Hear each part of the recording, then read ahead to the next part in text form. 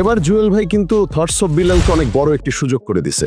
বলতেছে তোর তো পেজের মধ্যে মনিটাইজেশন নাই, তুই এখন আমার হোটেলে এসে কাজ কর। মানে আগেও তো হোটেলের মধ্যে চাকরি বাকরি করছে, এই জন্য বলতেছে তুই আমার হোটেলে চলে আয়, এখানে চাকরি বাকরি কর, তোকে কিছু খরচপাতি দিলাম, তোর সংসারটা চললো, তুইও চলতে পারলি।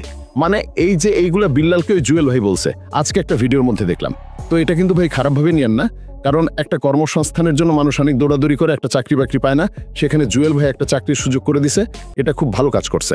এখন বিল্লালকে পচাইতে যায় জুয়েল ভাইয়ের মনে করেন ওই যে রেস্টুরেন্ট প্রমোশন হচ্ছে, প্রত্যেকটা ভিডিওর মধ্যে তার একটা রেস্টুরেন্ট আছে, এটা মানুষ জানতেছে, সে একজন ইঞ্জিনিয়ার, এটা মানুষ জানতেছে, আগে না জানলেও এখন সবাই জানবে, এটা ভালো।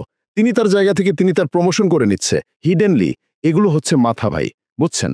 অন্যদিকে কিন্তু ওই বিল্লালও এই যে কন্ট্রোভার্সি করে বিল্লাল কি করছে, সুন্দর করে তার বইগুলা বিক্রি করে দিল। মানে দুইজনের ব্যবসায়ী কিন্তু চাঙ্গা ভাই। মাঝখান দিয়ে অন্যান্য কন্টেন্ট ক্রিয়েটররা যারা তাকে নিয়ে কথা বলতেছে, তাদের এসে বলতেছে আমি তোর বাপ লাগি। মানে কি একটা অবস্থা চিন্তা করছেন এই বিল্লালের। বিল্লালকে নিয়ে একটা সিরিজ আসতেছে, একটা বড় ভিডিও আসতেছে, দেখার জন্য পেজটা ফলো করে রাখেন।